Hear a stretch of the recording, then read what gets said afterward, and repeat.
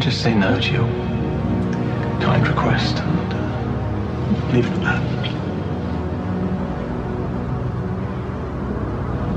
Yes. Fine, of course, Of course. Well, I'll just be going. Then it was nice to see you. The thing is, with you, I'm in real danger. It seems like a perfect situation, apart from that foul temper of yours. But my relatively inexperienced heart, would I fear not recover if I was once again cast aside, as I would absolutely expect to be. There are just too many pictures of you, too many films. You know, you'd go and I'd be, well, buggered, basically. It really is real now, isn't it? I live in Notting Hill, you live in Beverly Hills. Everyone in the world knows who you are. My mother has.